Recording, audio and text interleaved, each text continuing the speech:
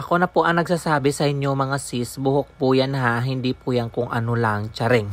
At natural curly hair talaga siya mga sis, hindi ko po yan tinirintas or hindi yan nakatali, ganyan na ganyan talaga ang itsura ng buhok ng ating client.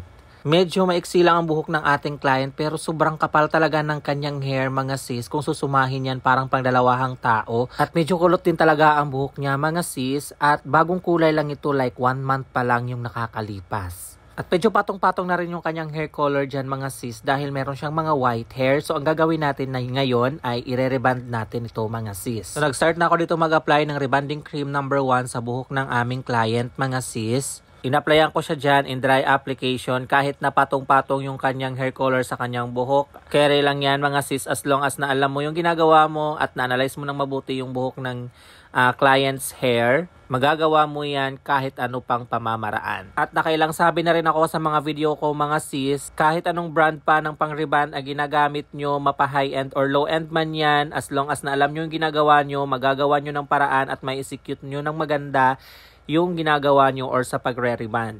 Minsan kasi mga sis, gumagamit ako ng mga low-end brands kahit na mga buhok merong mga kulay or damage hair na kapag walang gaanong budget yung client namin, ginagawan ko ng paraan. Pero napapaganda pa rin yung buhok kahit na low-end brands lang yung ginamit at kahit na damage yung hair. Kasi nga lagi ko pong sinasabi na nakadepende rin po yan sa stylist or sa gumagawa ng buhok ng kliyente.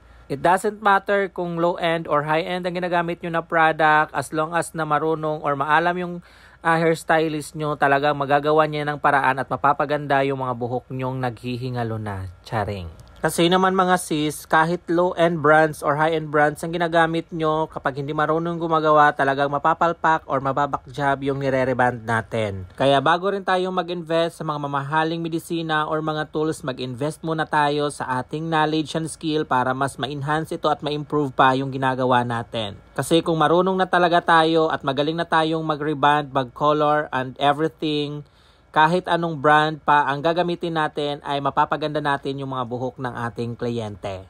And by the way mga sis, ito na yung result sa ginawa nating reband, touch-up hair color and treatment sa buhok ng ating client na medyo may pagkakulot talaga siya. At aim ng ating client talaga is mapabagsak yung buhok niya. At syempre, bakit nga ba sila nagpapareband? At para talaga maunat ang kanilang buhok. Wala naman nagpapareband na basta eming reband lang bumagsak or whatever. At ito naman yung ating client's feedback and after wash result. Mga sis, satisfied naman siya sa naging result ng kanyang reband natin sa kanya. At ito naman yung video ng ating client's hair after nga mapaliguan ng kanyang buhok. And so far, malaki talaga ang naging changes or difference doon sa kanyang before na hair and after wash result.